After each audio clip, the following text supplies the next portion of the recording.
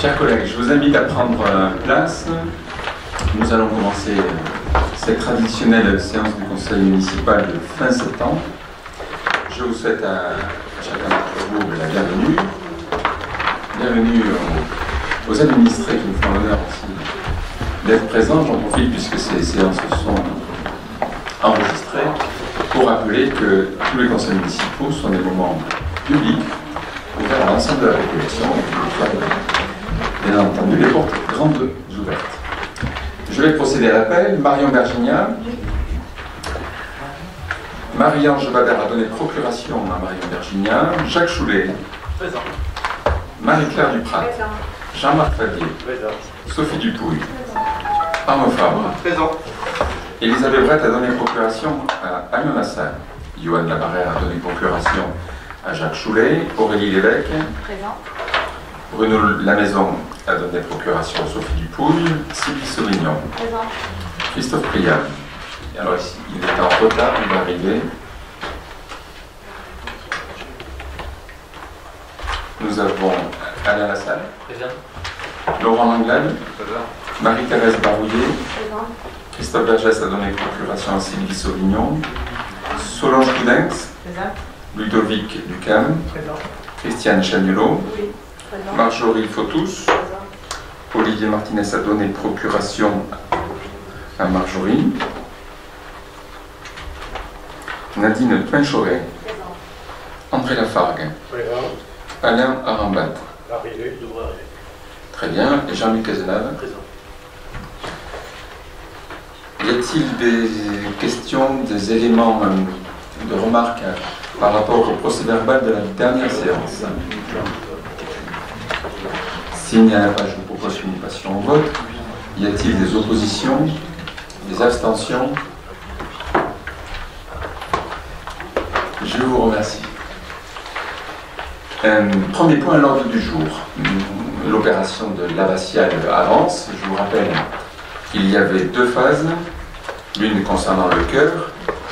La seconde phase, nous avons pu profiter dès cet été d'une de ses premières réalisations avec le transept rénové et l'accès aux tribunes et au clocher. L'occasion pour moi de dire que presque 1000 personnes sont montées au clocher et ils en sont tous ressortis en étant les premiers promoteurs au fond de ce lieu. Et je tiens ici à saluer le travail de 3 de nos jeunes de Saint-Séverin qui ont accueilli les touristes dans d'excellentes conditions avec des remontées là aussi excellentes. Nous avions délibéré pour les travaux de la nef qui ont commencé début septembre. Les échafaudages sont en cours de montage.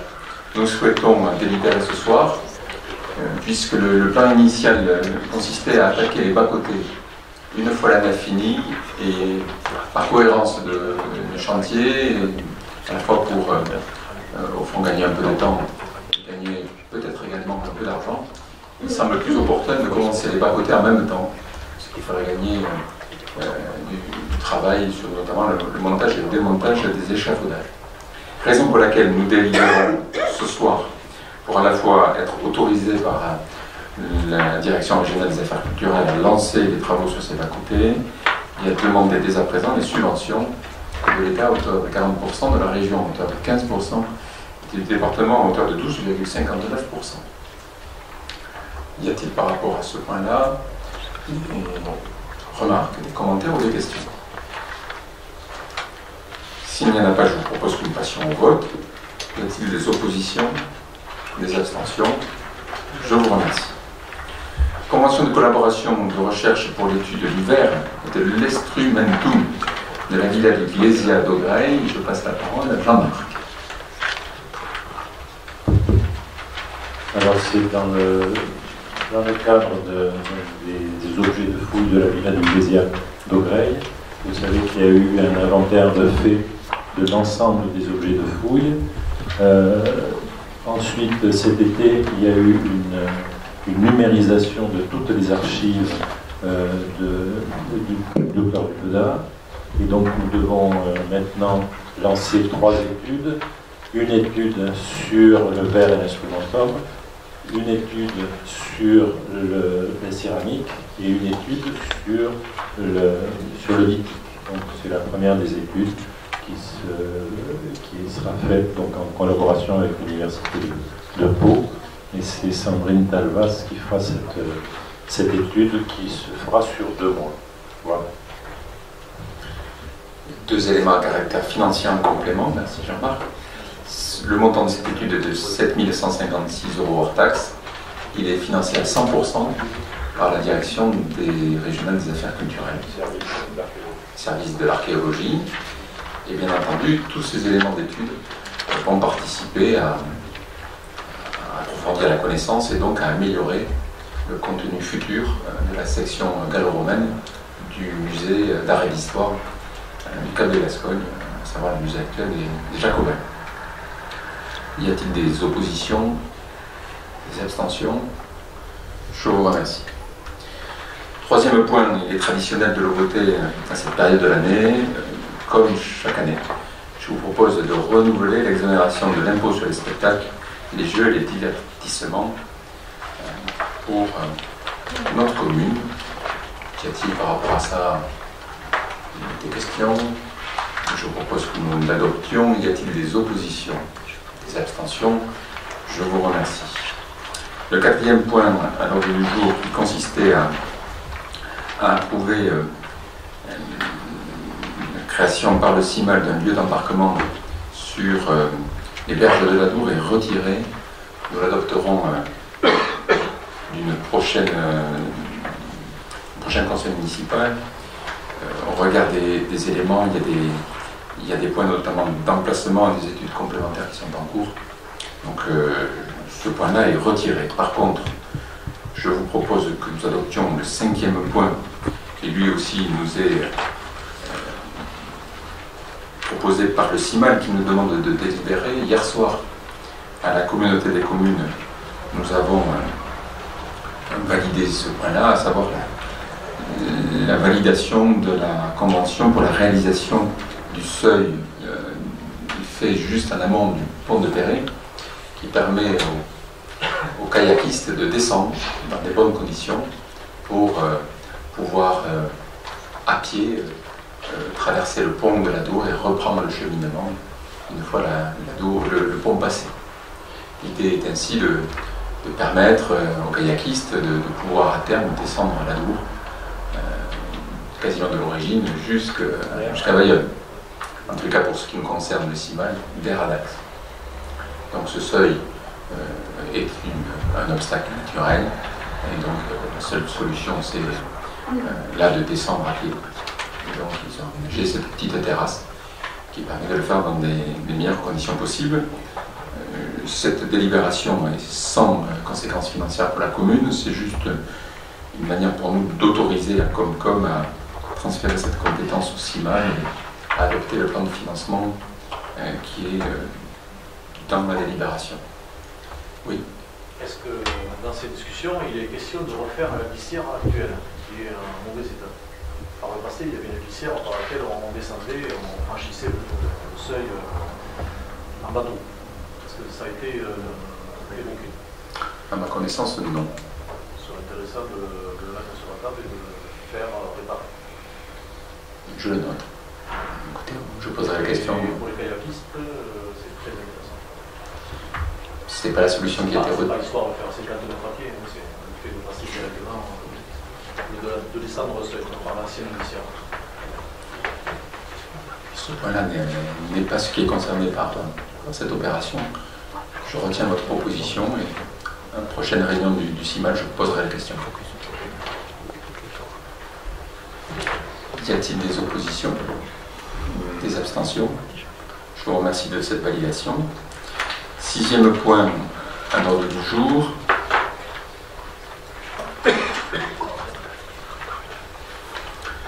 Nous avons un agent qui est reconnu travailleur handicapé.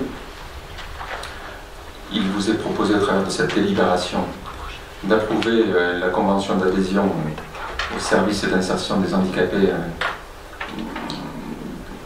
avec une convention qui va nous lier au centre de gestion, qui va nous permettre d'obtenir une prise en charge à hauteur de 25% du salaire, soit 8 000 € de subvention.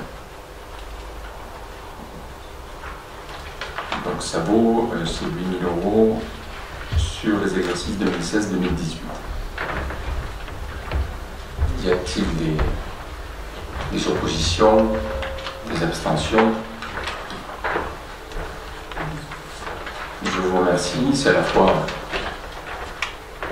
une manière aussi pour notre collectivité de tendre la main à des gens que les aléas de la vie, des fois, font souffrir d'handicap. Je crois que c'est tout à l'honneur de notre collectivité d'essayer d'intégrer ces agents le mieux possible dans notre collectivité. 7e point, vous n'êtes pas sans savoir que notre directeur des services techniques a souhaité se mettre en disponibilité pour réussir un nouveau projet personnel et professionnel. Il nous revenait donc de pourvoir à son remplacement.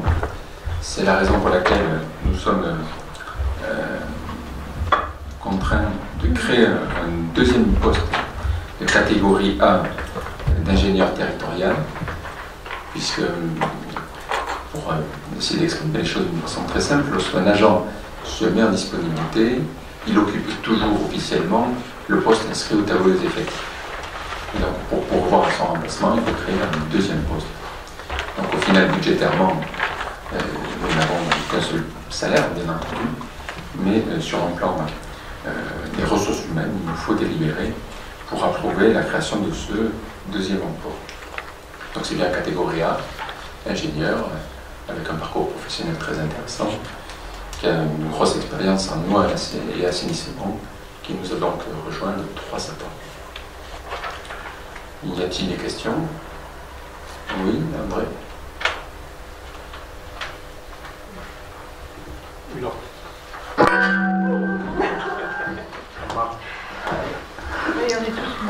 Tu m'entends, Jean-Marc?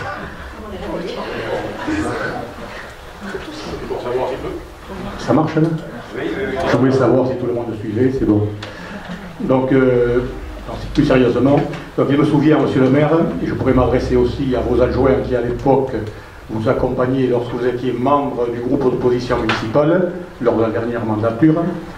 Vous ne manquiez pas de stigmatiser, avec quelques sourires qui en disaient long, les mouvements parmi l'encadrement et le personnel municipal, voire communautaire. L'un des membres de votre équipe se vantait même à l'époque d'en tenir un inventaire.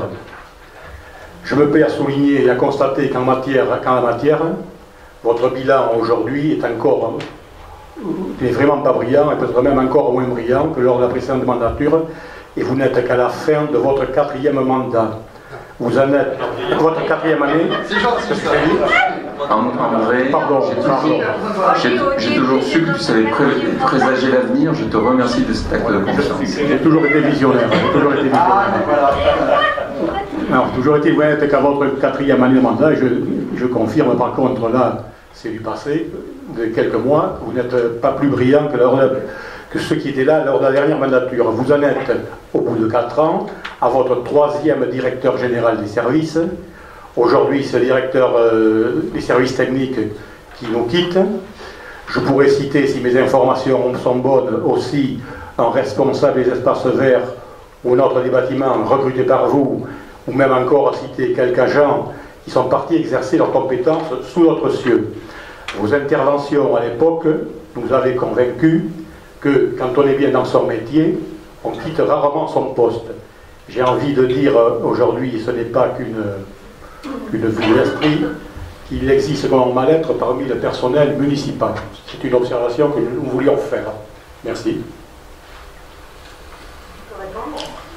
Écoutez, avant de laisser la parole à Claire, je vais juste vous donner quelques éléments. Sous votre mandature, il y a eu 2 directeurs de services techniques.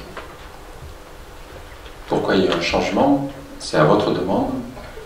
Je crois qu'il y avait eu un énorme clash, pour ce que j'ai compris, et le directeur de services techniques avait été envoyé à la communauté des communes dans des conditions peu élégantes. Là, nous avons un directeur de services techniques qui va créer son entreprise, qui reprend une entreprise du BTP sur le secteur géographique où il habite, sachant qu'il faisait 45 minutes de route tous les jours. Je crois qu'à 43 ans, quelqu'un qui était dans notre collectivité depuis 10 ans, à qui nous avions toute confiance et qui ça se passait très bien, qui souhaite relever un challenge professionnel. Vous pouvez y voir malaise.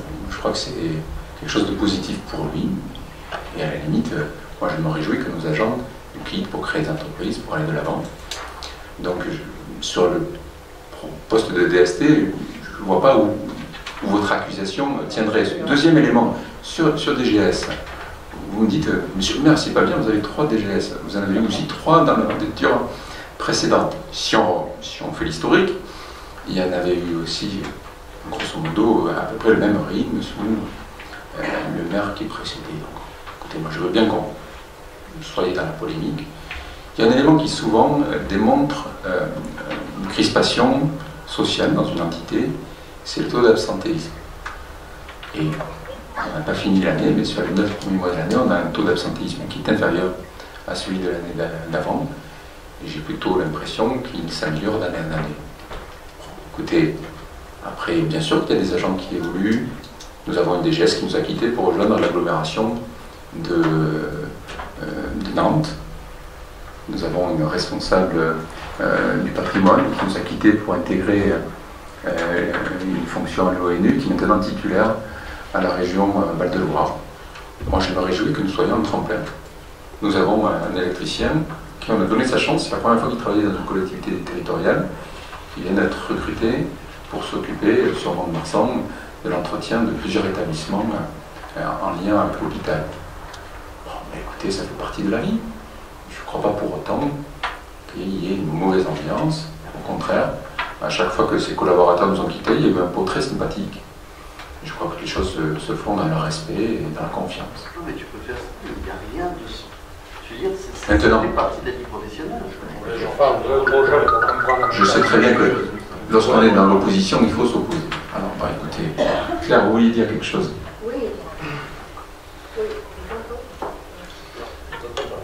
Oui, je pense que ça dénote effectivement un malaise de l'opposition municipale. Parce que ici même, vous dites que certaines personnes se sentent mal. Il y en a un, effectivement, qui s'était senti très mal. C'était le responsable d'Espace Vert que vous avez poussé à la démission avec vos arguments en plein conseil municipal. Et ça, il ne faudrait peut-être pas que vous l'oubliez.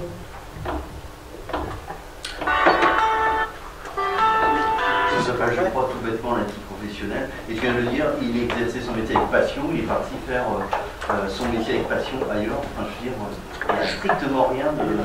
Je vous rappelle un élément de procédure. On demande la parole. Mais... Bien.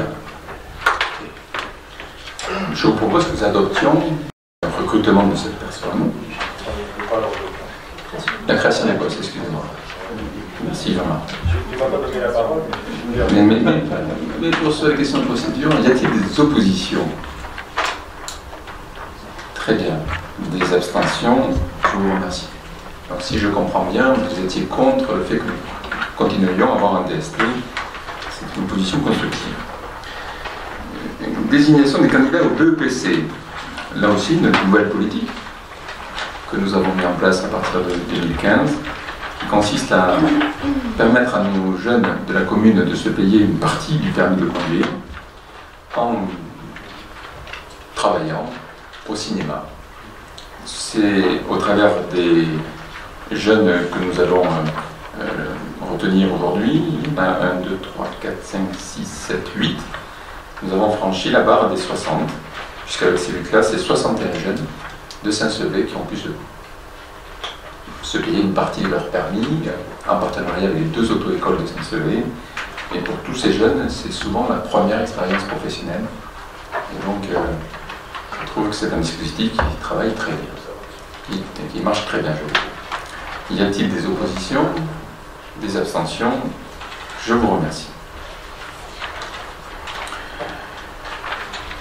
9e point à l'ordre du jour. Le décret du 27 janvier 2017 a modifié l'indice terminal de la fonction publique territoriale qui sert de base à l'attribution des indemnités des élus. L'indice a ainsi été augmenté de 1015 points à 1022 points. Au travers de cette décision, soit le taux reste inchangé et les indemnités en euros augmentent mécaniquement, soit les indemnités en euros sont maintenues, et dans ce cas-là, il faut baisser le taux. Nous avons fait le choix de baisser le taux de façon à ce que les indemnités restent identiques. C'est l'occasion pour moi de rappeler que nous sommes baissés les indemnités de 25% par rapport aux indemnités perçues par l'équipe précédente, que nous avons fait ce choix en 2014 dans un esprit de solidarité et qu'il nous paraissait naturel de le poursuivre jusqu'à la fin de ce mandat. C'est 180 000 € que nous faisons économiser à la collectivité. C'est l'équivalent de la rénovation intégrale d'Aucreil, Salanay-Marsan et aménagement paysager.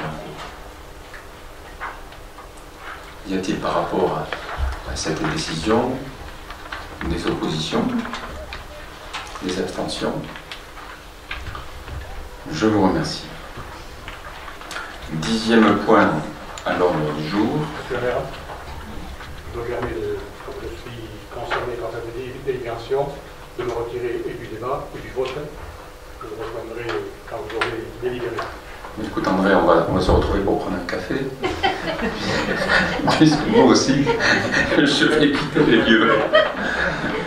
Pour autant, je voudrais juste en introduction, avant de passer la parole à Marion qui va procéder au vote et lire la délibération, pour dire que tout simplement, André Lafargue ayant déposé le 5 juin 2018 une citation directe en diffamation à mon encontre pour des propos que j'ai tenus en qualité de maire en séance publique du conseil municipal le 30 mars dernier. Tout naturellement, ma qualité de maire, je sollicite la protection fonctionnelle. Je ne participerai donc pas à ce vote et je passerai la parole à Marion.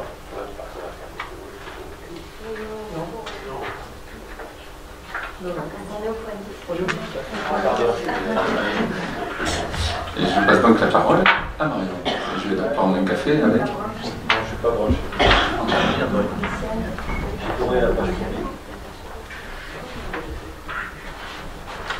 Je vous fais lecture des considérants.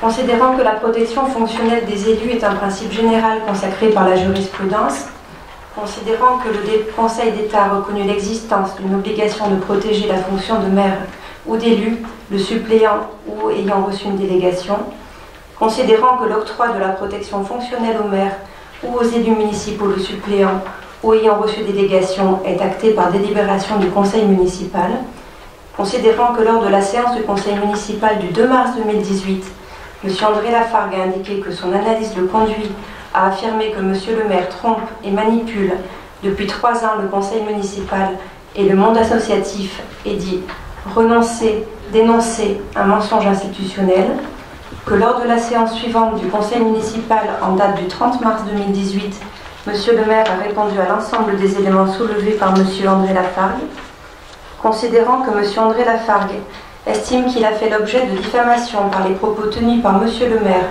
en sa qualité de maire en séance publique du Conseil municipal du 30 mars 2018, propos par ailleurs enregistrés et retransmis en vidéo tenus dans le cadre du débat public et donc non détachable de la fonction de maire, considérant la citation directe en diffamation publique déposée par André Lafargue le 5 juin 2018 devant le tribunal correctionnel de Mont-de-Marsan, considérant que cette procédure engagée contre le maire a sollicité du conseil municipal la protection fonctionnelle, demande formulée par courrier en date du 29 août 2018.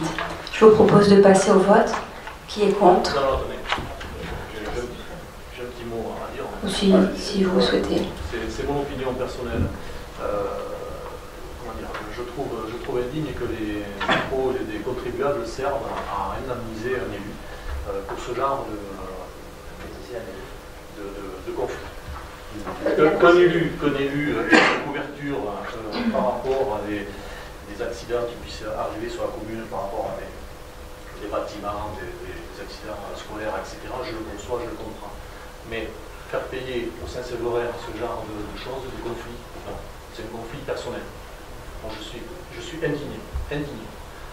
Monsieur Lassalle, Alain, avec tout le respect que j'ai pour toi, simplement tu te vantais, tu étais heureux que les associations se responsabilisent. Et là, je fais un petit aparté pour Cadel et Gascogne qui ont financé à hauteur de 5 000 € la fosse. Tu te réjouissais de ce genre de responsabilité. Et ce serait bien aussi que les élus se responsabilisent. Voilà. Moi, ça me choque. Franchement, je trouve ça moche. C'est mon avis personnel qui ne me ferait pas changer. Alors je vais te répondre. Moi, il y a une personne qui m'a foutu le tribunal pour la fête. Pour l'instant, je ne dis rien.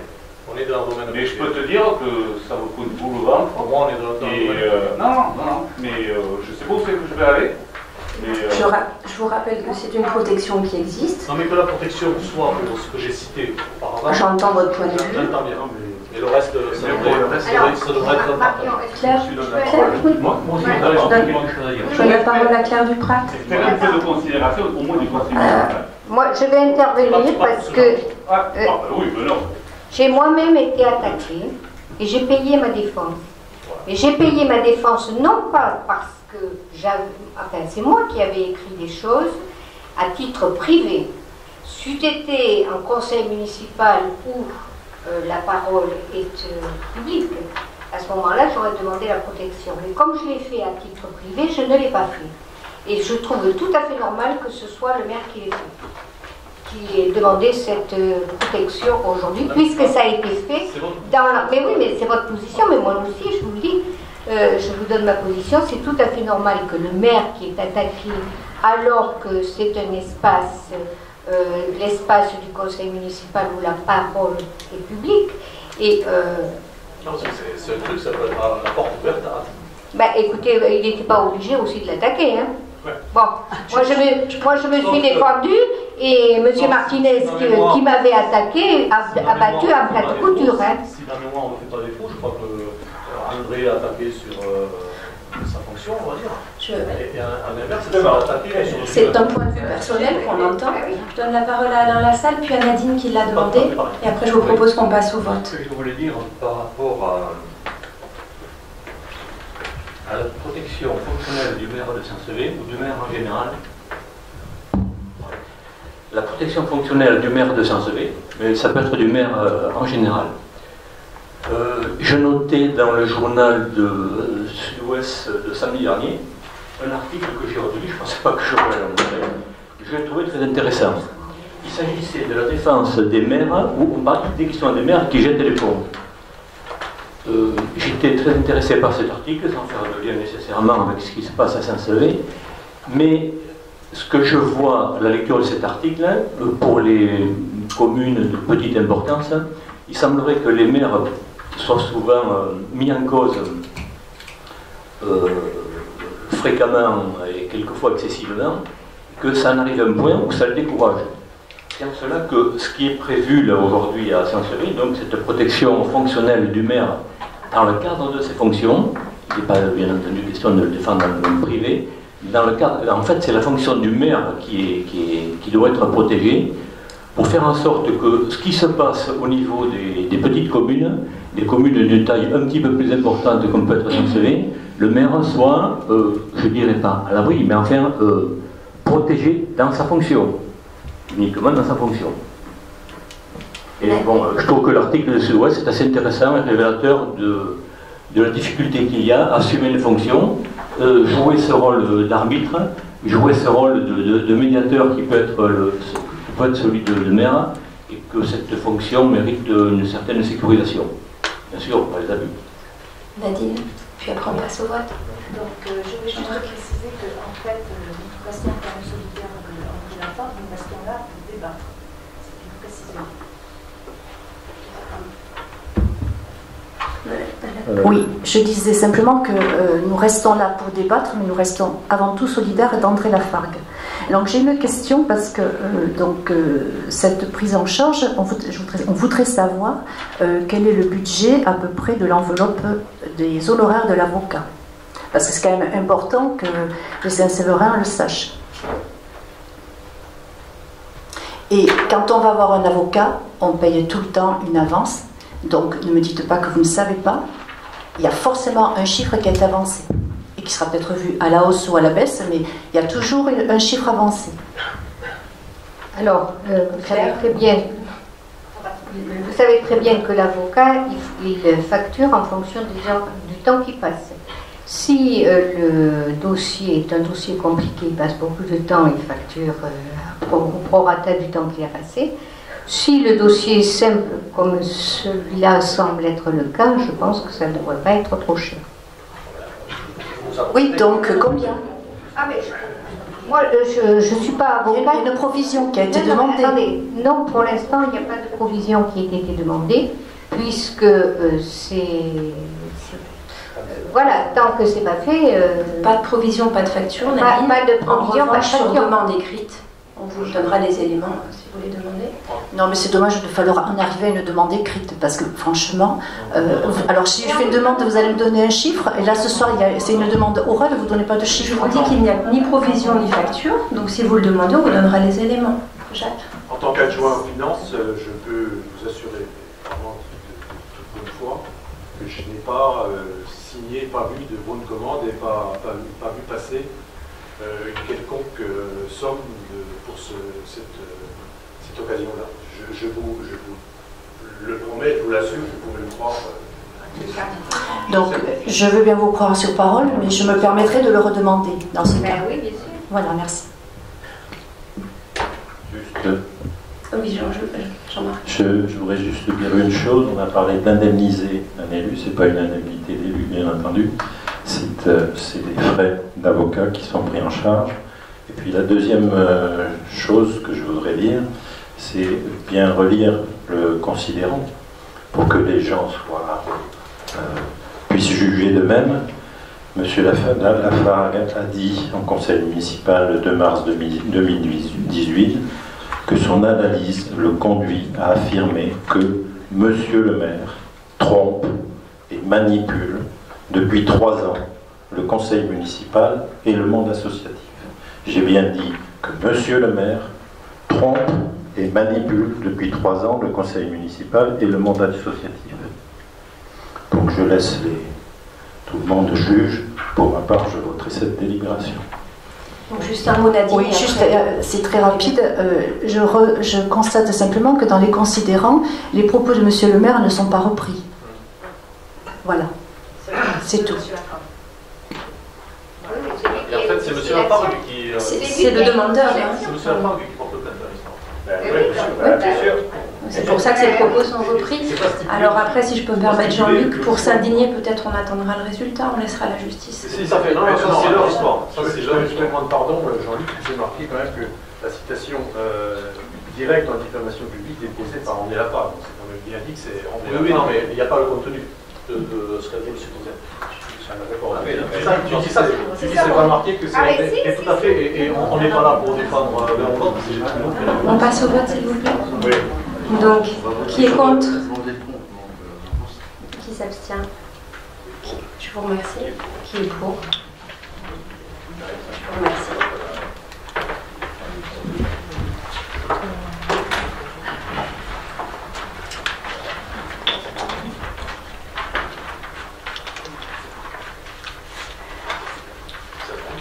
Bien, André va nous rejoindre.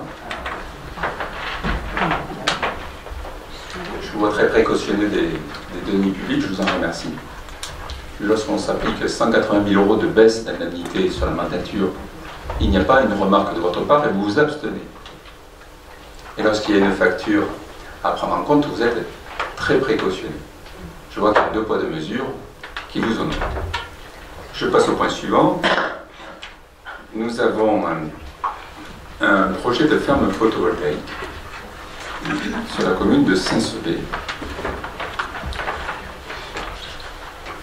Ce projet de ferme photovoltaïque a connu une évolution importante, à savoir un vote à la communauté des communes début juillet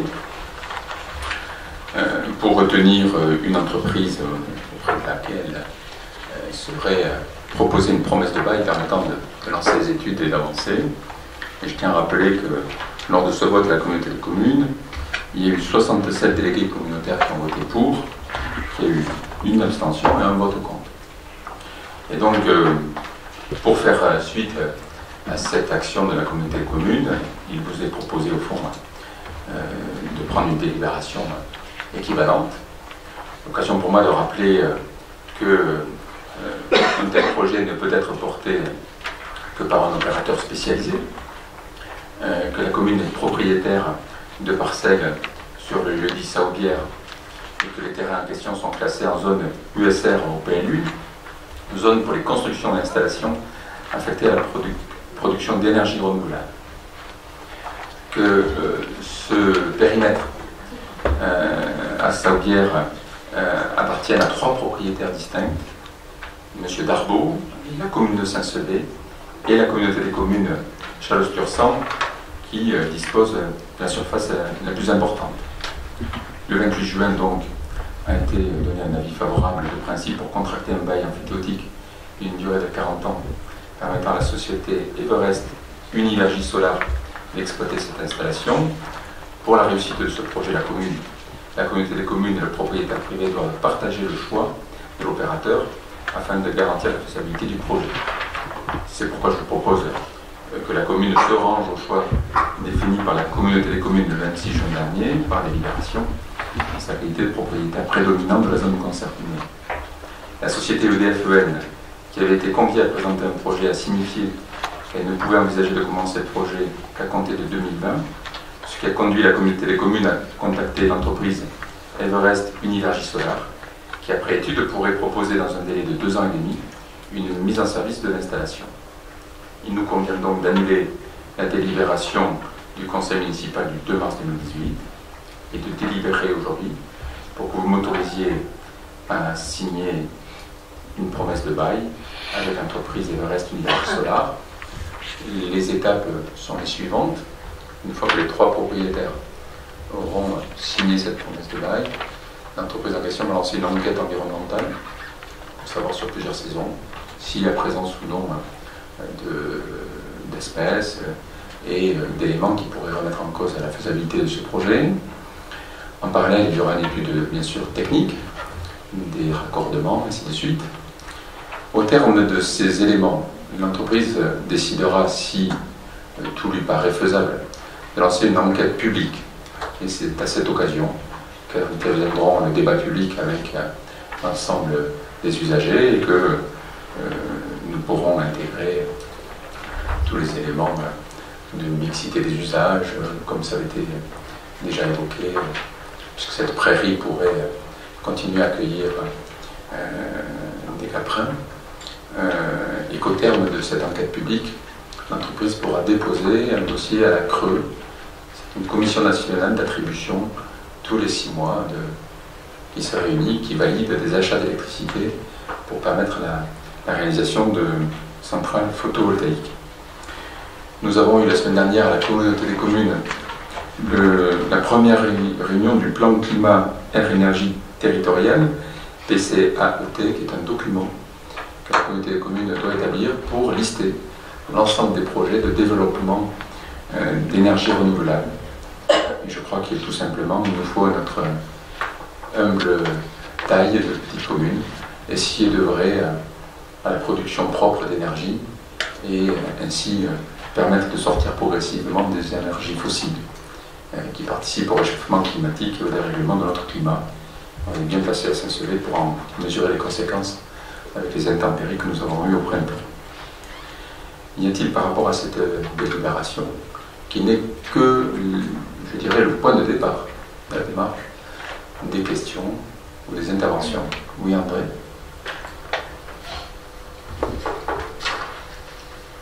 Oui. Des questions, c'est surtout 2 ou 3 observations que nous souhaitons faire. Bon, nous en sommes à la 3e délibération sur ce sujet de la ferme photovoltaïque. Vous aviez saisi le conseil municipal une première fois, le 29 septembre 2017, suite au recours gracieux de M. Martinez, dont vous n'aviez pas voulu entendre, et c'est dommage, les avertissements argumentés en séance du conseil municipal.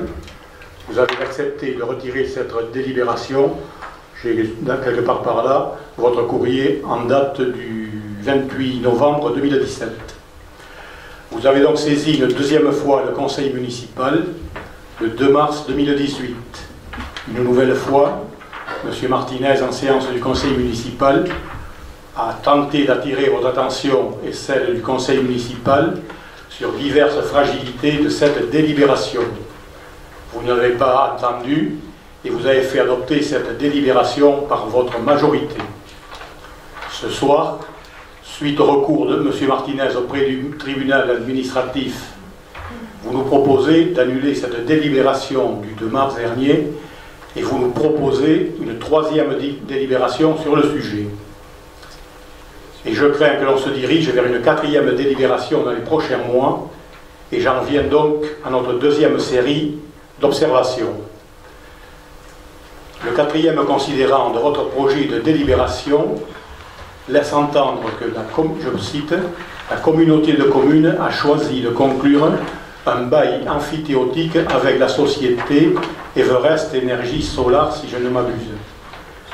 Ce considérant serait fondé sur la délibération de la communauté de communes en date du 28 juin 2018, c'est-à-dire il y a 2 mois.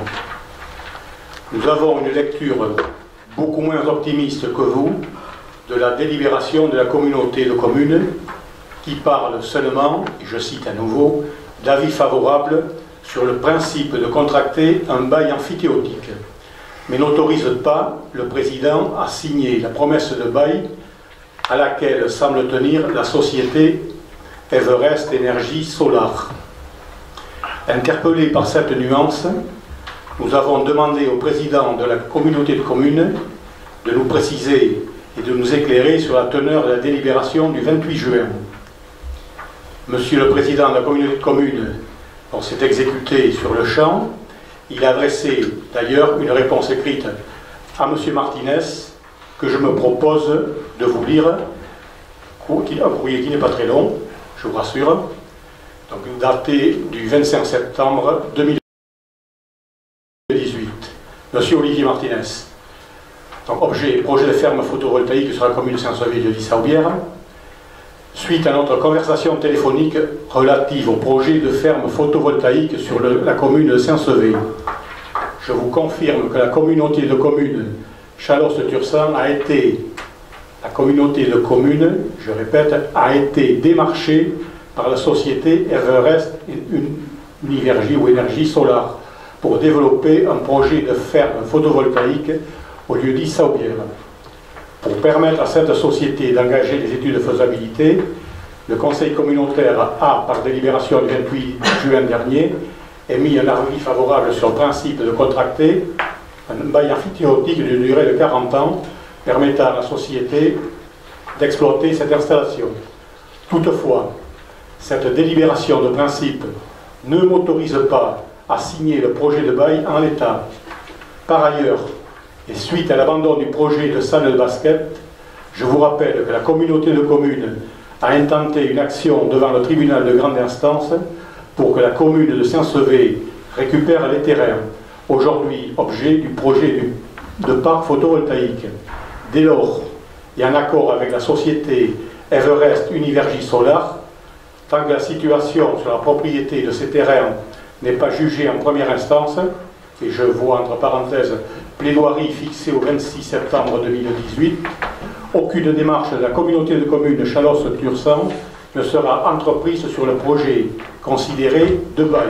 Je vous prie de croire le président Marcel Pruet. Donc ce courrier, quand même, dans un premier temps, contredit la présentation que vous venez de nous faire, à savoir que la communauté de communes aurait démarché ou contacté, dites-le comme vous voulez, la société Everest Énergie Solar. C'est bien l'inverse, c'est la société Everest Énergie Solar qui a pris contact avec la communauté de communes, ce qui est tout à fait, moi qui de la premier, c'est vraiment un point essentiel. Et monsieur le... Bon, non, ils ont le droit, mais enfin, c'est déjà pas la présentation, c'est l'inverse. Vous avez une façon d'arranger la présentation qui, bon, c'est un couple s'embrasse, on ne sait jamais si c'est le garçon qui s'embrasse le premier. Non, c'est un débat fondamental. Ce courrier, je vous prie, je ne vous ai pas coupé tout à l'heure, laissez-moi aller au bout de mon propos, et ce courrier confirme également que le président n'est pas habilité à signer la promesse de bail, et ce d'autant qu'il existe une action en justice. Dernière observation avant de vous rendre la parole, monsieur le maire. Nous avons envie de vous demander qu'en est-il des terrains d'Arbaud? L'accord est-il formalisé? Nous n'avons aucune indication sur les surfaces concernées. Rien dans le dossier ne le confirme. Et rien ne nous dit dans le dossier si M. Darbaud, puisque nous n'avons pas de preuve de son engagement, si M.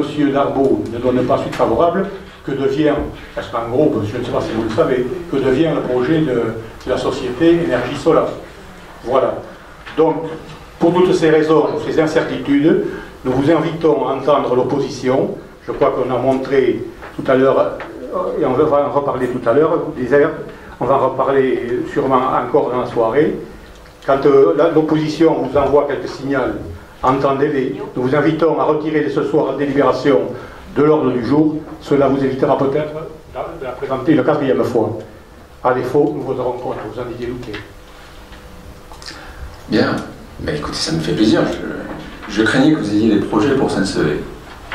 Vous êtes toujours dans la même attitude, vous êtes contre tout. Et vous êtes surtout contre votre ville. Premier point. A été inscrit au PLU cette zone en zone de production d'énergie renouvelable. Je vous rappelle que vous aviez acheté ce terrain, qui est un terrain agricole, au prix des terrains constructibles en 2007. Soit une dépense à l'époque, Jacques connaît le chiffre par cœur, de 180 000 euros pour 5 hectares. 6 hectares. Quelle est la question? On a payé 186 000 euros, une prairie. Qu'est-ce qu'on en fait? Elle est non raccordée à l'eau et à l'assainissement. Donc elle est non constructible pour de l'habitat. Qu'est-ce qu'on fait avec ce sinistre financier? Nous avons obtenu de la préfecture, ça a été validé hier en conseil communautaire, définitivement, que cette zone soit inscrite pour accueillir des panneaux photovoltaïques. Je rappelle que le loyer pourrait être de 1 500 euros l'hectare et que nous pourrions avoir de l'ordre de 20 000 euros par an de taxes sur la protection d'énergie. Qu'est-ce qu'on cherche à faire? À donner une vocation à ce terrain utile pour la collectivité, parce qu'elle générerait des ressources, alors que ce terrain aujourd'hui ne vaut quasiment plus rien. C'est ça le fond de l'affaire. Alors il y a un an, vous m'expliquiez, parce que votre argumentaire, vous avez une mémoire sélective, que ça verrait jamais le jour, qu'on se trompait, que c'était au fond totalement ubuesque de vouloir faire une ferme photovoltaïque là. 28 juin, je comprends que ça ne vous fasse pas plaisir, parce que qui a voté contre? Monsieur Martinez, qui s'est abstenu? Madame Marjorie Fautus. Tous les autres délégués communautaires, à l'unanimité, ont trouvé ce projet intéressant. Nous avons réussi en un an, en mettant ce sujet sur la table, à rallier l'ensemble des délégués communautaires, sauf vous deux, qui au fond êtes constants dans votre position. Alors, je veux bien que tout le monde se trompe, sauf vous. Voilà. Il y a une chose qui est sûre. Si on ne développe pas les énergies renouvelables, on va droit dans le mur. Alors, c'est très facile de dire c'est ailleurs, c'est autre part, c'est pas chez nous. Je crois qu'un élu doit être en responsabilité et assumer qu'il nous faut préparer l'avenir. Et je crois que Saint-Sevé doit s'inscrire dans cette dynamique de production d'énergie propre, que ce terrain est situé à côté du poste source EDF, qu'il peut donc être facilement raccordable, que techniquement il semble que ça puisse voir le jour. De quoi on parle? On parle de promesses de bail qui sont juste l'étape qui permet de lancer les études. Et on verra en termes des études, s'il y a un problème technique, s'il y a un problème autre. Mais de ne pas vouloir lancer les études, c'est être par principe contre sa commune. Vous êtes dans une position qui va à l'encontre des intérêts des Saint-Séverin. Écoutez, alors à la question, est-ce qu'il faut qu'on délibère avant que M. Darbaud? Moi, je vous propose que nous délibérions pour m'autoriser à aller de l'avant. Quant à M. s'il faut que la communauté commune confirme son accord principe par une deuxième délibération, mais il va bien falloir au bout d'un moment que et que les trois nous signerons ensemble. Voilà. M. Darbo m'a dit, lorsque nous nous sommes rencontrés sur ce sujet, qu'il était tout à fait motivé à signer. Voilà. Moi, je ne préjuge pas, et je n'ai aucune autorité, ni sur la communauté commune, ni sur M. Darbo. La simple et bonne question, et ça a été très bien rappelé là-dedans, pour que ça voie le jour, il faut que les trois délibèrent dans le même sens. Nous avions délibéré avec EDF. Il semblerait qu'un opérateur espagnol puisse aller plus vite et envie d'aller plus vite. Moi, je ne sais pas, je n'étais pas dans le bureau de M. Pruet pour savoir qui des deux a fait la première démarche. Voilà. De ce que j'ai compris, c'était que la communauté commune, c'est eux qui sont venus vers nous pour me dire, Arnaud, nous avons une entreprise avec laquelle nous souhaitons aller de l'avant, nous souhaiterions que vous nous suiviez dans ce choix. Voilà. Donc nous avons voté le 28 juin à l'unanimité, sauf vos voix à vous. Et ce soir, je vous propose que nous passions au vote pour essayer de faire avancer ce projet, tout simplement. Deux modifications, Arnaud. Quelle est la surface des parcelles dont nous sommes propriétaires? Nous sommes propriétaires, tel que c'est spécifié dans la délibération, de 2,1 hectares. 2,1. Oui. C'est le projet global fait 6 hectares. La communauté des communes en a 3,5. Voilà, de mémoire, M. Darbo avec un tout petit triangle. Et nous avons, nous, 2,5 hectares. Et où en sommes-nous cette histoire de tribunal de terrain? Eh bien, le jugement n'a pas été. Le jugement s'avance au rythme de la justice. La date du 26 n'a pas donné lieu au procès. Ils ont juste reporté à une date ultérieure le jugement. Je ne sais pas vous dire si ça interviendra dans le prochain mois ou courant 2019. Ça traîne depuis 2 ans et demi. Toujours est-il que rien n'empêche, parce que quelle est la question, soit la Comcom reste propriétaire, soit c'est la ville qui récupère. Dans tous les cas de figure, moi ce qui m'intéresse, que ce soit la Comcom qui garde le loyer de 1 500 € par an sur ces hectares, je serais content pour eux. Si c'est nous qui le récupérons, et je serais content pour nous. Le tout est que ce terrain qui ne sert plus à rien, et qui a été payé fort cher, il était agricole. Et je reviens sur la délibération de 2007. Vous l'avez payé à ce prix-là en indiquant que vous alliez le passer dans le nouveau PLU en terrain constructible. C'est une délibération ubuesque qui allait à l'encontre des intérêts des contribuables saint-séverins. Et donc, voilà, nous aujourd'hui, vous avez causé un sinistre financier, on cherche à trouver un intérêt à ce terrain. Je mets cette délibération au vote. Y a-t-il des observations de mise au point très courtes? Oui. Si, j'allais dire, il y a des choses que je ne peux pas vous laisser dire aussi quand même, que j'ai du mal à entendre sans réagir, et vous venez de le répéter, vous avez provoqué un sinistre financier. Ne nous trompons pas, monsieur le maire, sur ce terrain, jusqu'en 2014, il y avait un projet dans un premier temps de construction d'une salle de basket qui était en cours, la salle serait sûrement montée aujourd'hui avec des projets de développement autour. Et c'est quand même vous, ne l'oubliez pas, il faut que les Saint-Séverins ne l'oublient surtout pas, le sinistre financier, c'est vous qui l'avez provoqué en votant, voilà, je ne sais plus si c'était à l'automne ou à la fin de l'année 2014, contre ce projet de salle.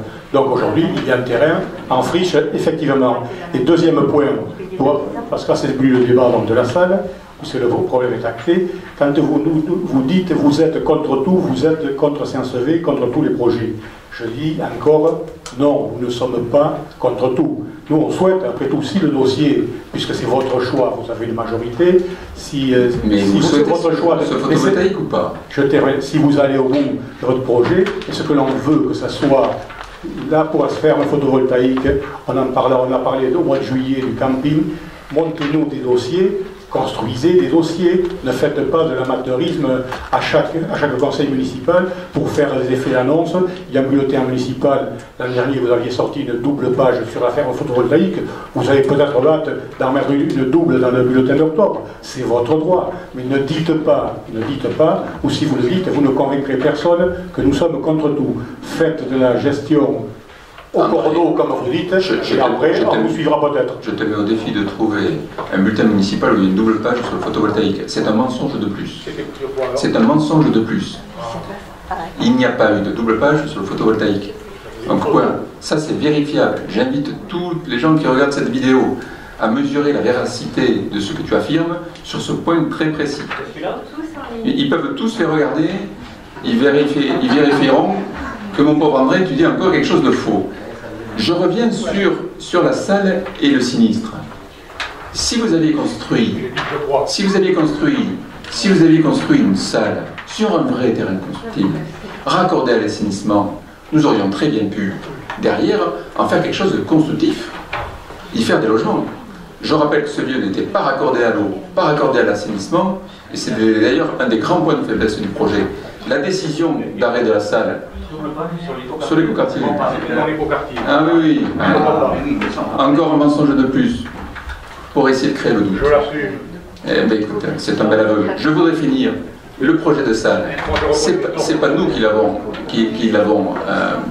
supprimé, c'est une décision majoritaire de la communauté des communes. Majoritaire de la communauté. Comment ça a été voté? Moi je pense qu'on n'a pas provoqué un sinistre financier, on a limité un gros sinistre financier. Allez, je vous propose que nous passions au vote. Y a-t-il des oppositions? Des abstentions? Très bien. Vous voyez que vous êtes contre tout. Je vous remercie. Dossier suivant.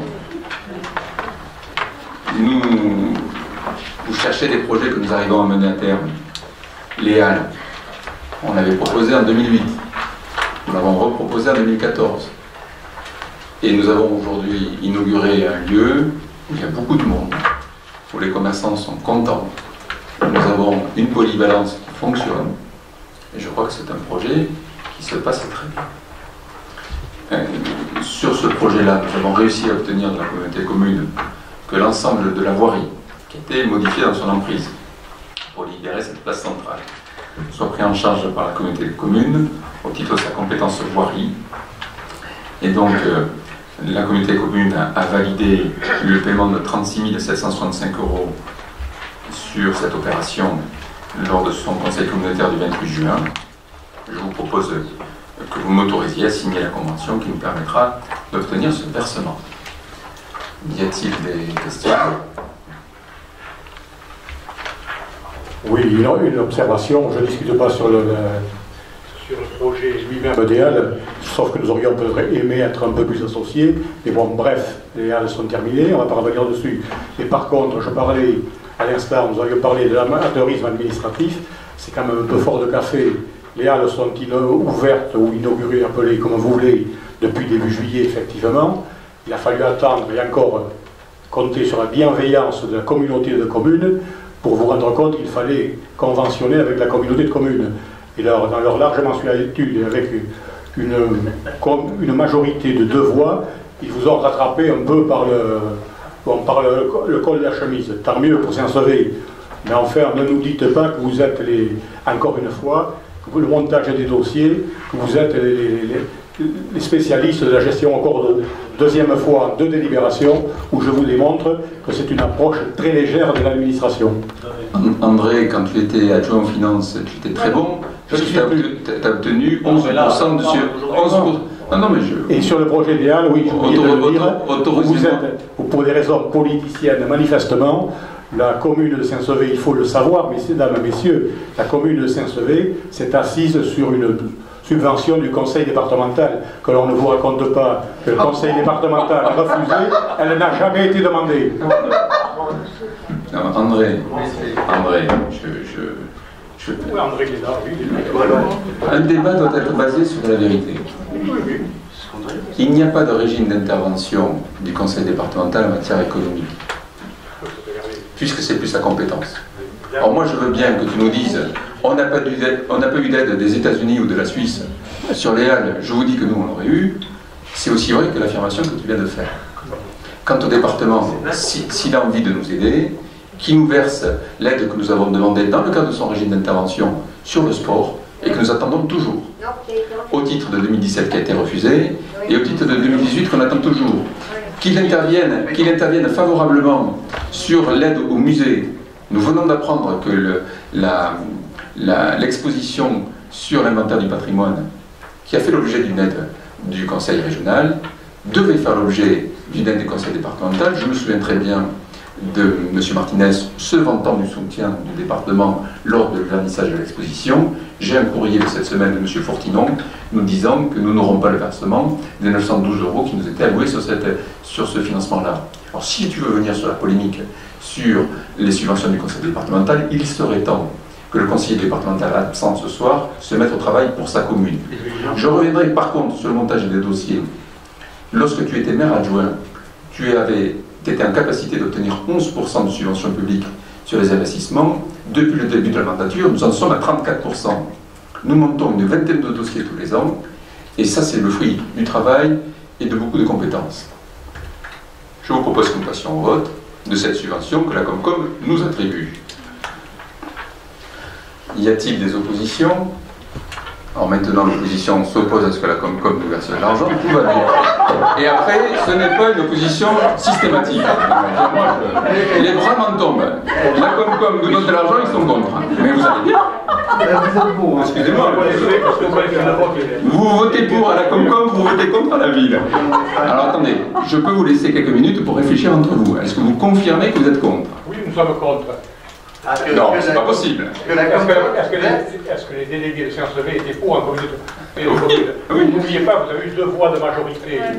Bon, mais alors, vous êtes contre quand la Comcom nous verse de l'argent, ça honore l'opposition constructive qu'il a. Les travaux ont été faits avant d'avoir l'aval de la Comcom? Ça s'est fait en concertation avec Marcel Pruet. Ce débat a eu lieu plusieurs fois avec la commission Boiry. Ça a été validé. Je vous remercie. Vous votez contre une subvention de la Comcom à la ville. Nous saurons expliquer que vous n'êtes pas contre tout. Point suivant. Écoutez, je ne devrais pas en rire. Il vaut mieux me pleurer des fois. Bien. Nous avons une délégation sur le camping des Rives de la Tour.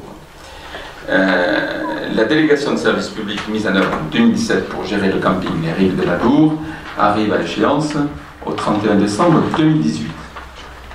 Nous souhaitons proposer un mode de gestion permettant à l'exploitant... Si, ça a été validé.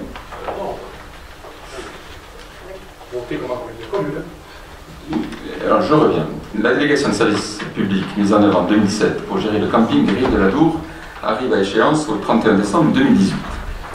Nous souhaitons proposer un mode de gestion permettant à l'exploitant d'investir sur un projet d'aménagement tendant à faire monter en gamme le camping, à augmenter l'offre de location de mobil-home, à créer une aire de camping-car, à construire un bassin couvert et à redimensionner les réseaux de voirie, les réseaux d'assainissement et l'aménagement paysager du lieu. Le conseil municipal a délibéré en juillet sur un bail amphithéotique administratif.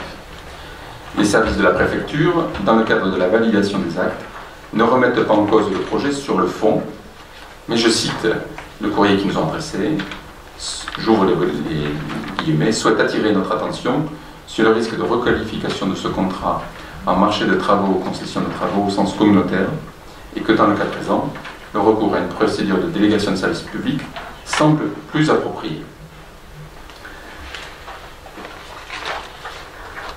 Par conséquent, je vous propose que nous redélibérions aujourd'hui, de façon à retenir la proposition de contrat que nous préconise la préfecture, puisqu'en fait, compte tenu de l'ampleur des travaux exigés par la collectivité, et donc l'ampleur des investissements portés par ce délégataire privé, le choix proposé du mode de gestion est dorénavant celui de la délégation de services publics par concession.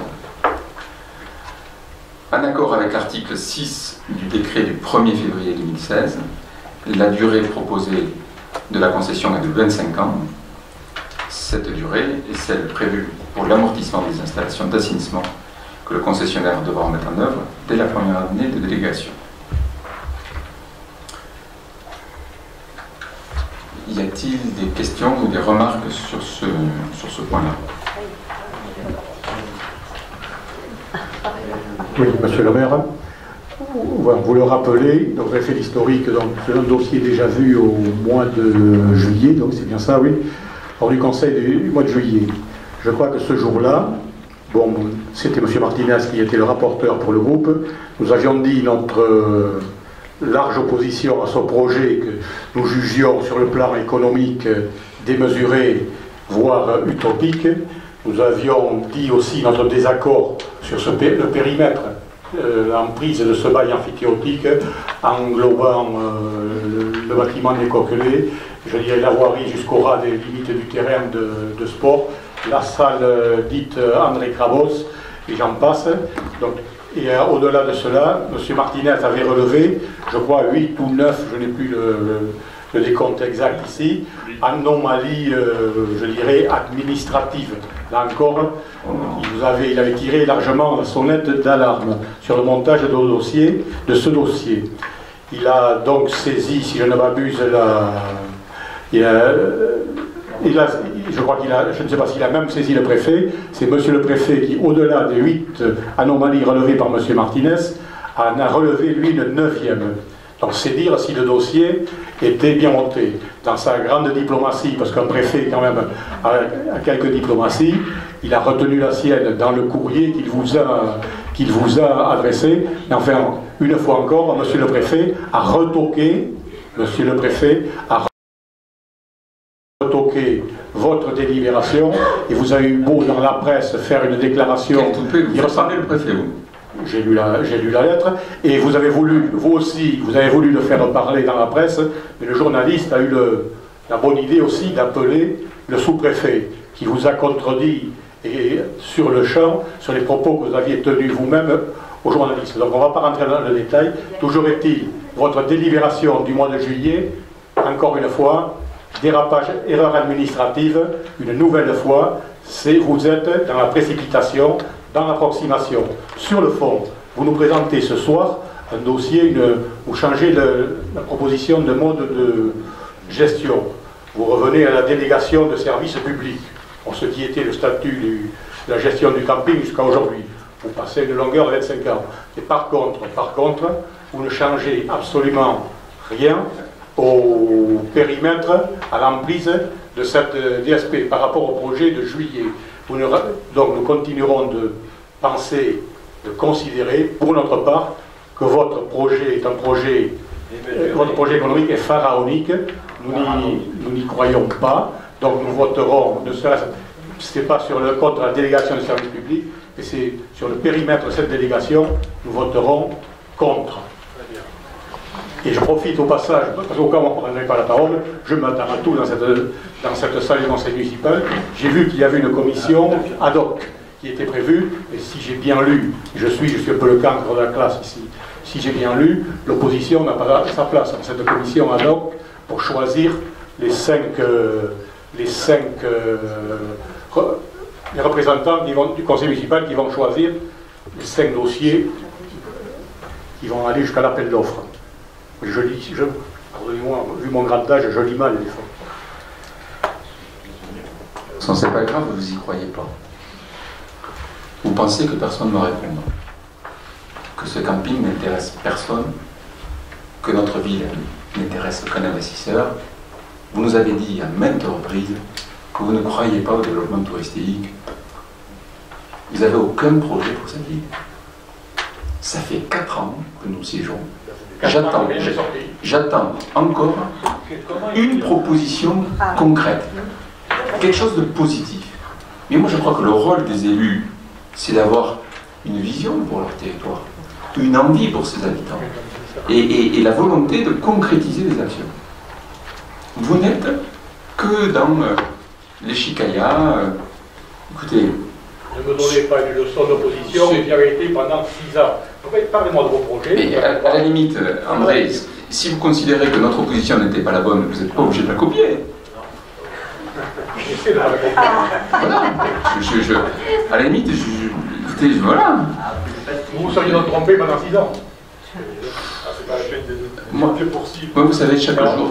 Là, je suis en train de vous tromper 6 ans de plus. Chaque jour dans ma vie. Au bout de 4 ans, vos projets touristiques, votre développement touristique, je l'attends, je suis comme ce rang. Écoutez, on a fait 1000 montées au clocher. Oui, mais ça se traduit à quoi? On a fait 2500, s'il vous plaît. Je suis dans les 1000. Eh bien, très bien. C'était beau. C'était pour promener mon petit-fils, il faut que je lui demande son avis. Je connais j'ai vraiment... C'est pas la guerre ici. Mais tu es même incapable de nous dire que tu trouves cette ville belle, vue d'en haut. Mais moi, je l'aime, cette ville. Mais moi aussi. Je la trouve très belle. Et je ne supporte pas que des élus la méprisent. Cette ville a un formidable potentiel. Il faut dire à son avis quand même. Voilà. Mais c'est quand même une question. Je suis surpris que même à la montée, comme c'est fait par nous, ça ne peut pas être bien. Alors je viens en fait. Premier point, mais le tourisme. Je ne veux pas prendre les devants par rapport à l'Office du tourisme. Nous avons des chiffres cet été qui sont en très forte augmentation. Nous sommes le seul office du tourisme, semble-t-il, de l'intérieur des Landes à être en progression. Le musée, il y avait 600 fréquentations en 2013. Nous sommes entre 2000 et 2500. La montée au clocher, près de 1000 visites. Les visites de nuit, lorsqu'on a démarré, il y en avait 2, je crois que cet été il y en avait 5, elles sont quasiment toutes pleines. Il y a un élan. Les nuits musicales ont eu presque 500 personnes. Voilà. Alors moi je ne dis pas que c'est la panacée, je dis qu'il y a un potentiel et qu'il y a une dynamique qui se crée. Et moi je croise des commerçants qui m'ont dit, ben, cet été on a vu des gens qui sont venus de l'extérieur et qui nous ont fait travailler. Ils aimeraient en avoir plus, et c'est à quoi on s'attelle. Pour en avoir plus, qu'est-ce qui manque sur notre territoire? C'est un hébergement moderne. Qu'est-ce qu'on cherche à faire avec ce camping? C'est d'avoir au fond un camping qui corresponde aux attentes de l'hôtellerie de plein air d'aujourd'hui. Les gens, il y a 40 ans, ils plantaient une tente. Aujourd'hui, ils ont envie d'un mobil-home. C'est ce qu'on propose. Il y a un développement des camping-cars. Il y aura une aire dédiée avec 10 camping-cars. Voilà. Et il y aura un aménagement paysager pour rendre les choses plus belles. Et tout ça est financé, c'est notre ambition, par un opérateur privé. L'idée, c'est qu'un opérateur privé investisse sur le domaine public, à la place, au fond, de nous, et qu'il le gère de façon à développer l'activité sur ce secteur. Sur le préfet, ce n'est pas l'intervention d'Olivier Martinez qui génère le fait que nous changeons de délégation, que nous passons de bail amphithéotique à délégation de service public. C'est tout simplement la préfecture, dans son travail et dans sa mission de contrôle des actes. Elle le fait régulièrement. Le PLU que nous avions adopté à la communauté des communes de Saint-Sevé, dans le cadre de la validation des actes, a émis un avis. Nous demandons de le retirer. Et tout de cet été, à la communauté des communes, on a travaillé à affiner les éléments de réponse. Et hier soir, ça a été validé définitivement. Tout de cet été, on a fait la même chose avec la préfecture, de façon à ce que le cahier des charges qui nous est soumis aujourd'hui soit validé par eux, par leur contrôle interne. Voilà.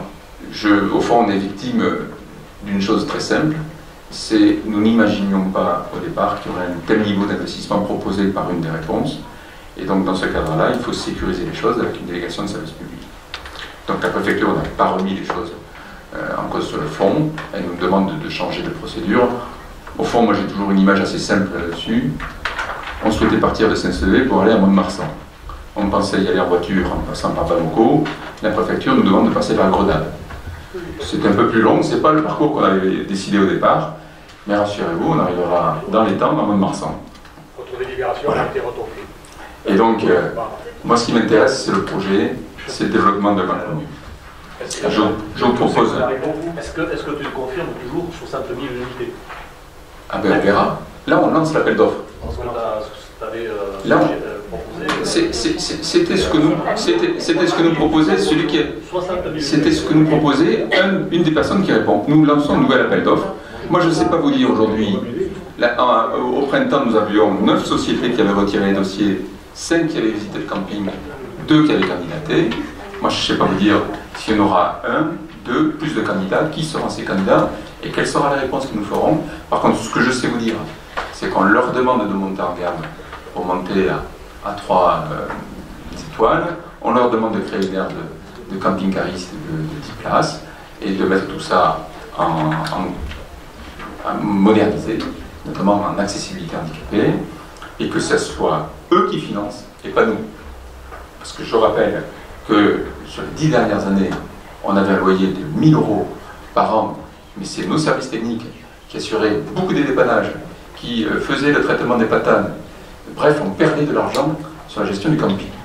Alors on verra les réponses. Ça sera le choix que nous aurons à faire au prochain conseil municipal. La commission ad hoc est une commission préparatoire d'échange, et il y a une commission d'appel d'offres qui tranchera le choix.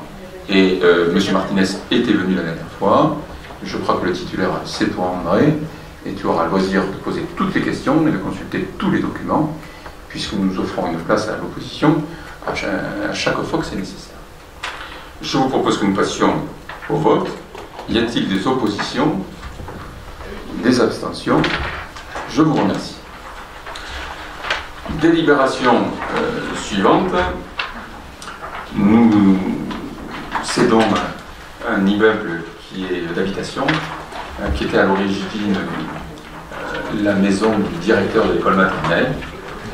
Ce lieu ne fait plus l'objet de location depuis quelques mois, puisque nous souhaitions le vendre. Une première délibération avait eu lieu l'an dernier. La vente n'a pas abouti. Nous vous proposons de redélibérer aujourd'hui, puisque nous avons un acheteur qui nous a fait une offre ferme pour 132 000 €. Y a-t-il, par rapport à ce point-là, des questions ou des commentaires?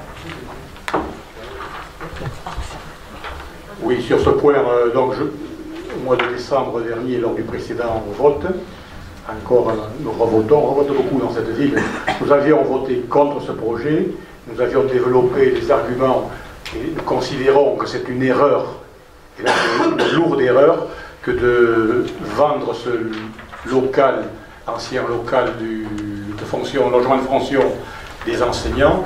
C'est un local qui est situé donc, sur le parking de l'école maternelle, à 2 pas, ou même il est encerclé par une partie du parking de la salle à la Loubert, un espace sportif dont j'ai bien compris qu'il y avait des projets de développement dessus.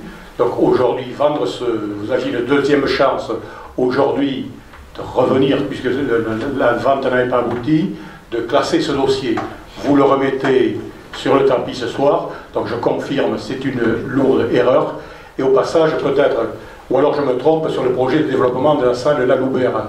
J'ai cru comprendre, lors de la réunion des présidents ou des attributions des salles, que monsieur le maire ou votre adjointe, je ne sais plus, aurait annoncé qu'il y avait un projet sur la Loubert avec un plan réalisé.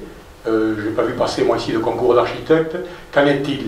Parce que là aussi, je veux vous rendre service. Il y a des rumeurs qui courent dans la ville.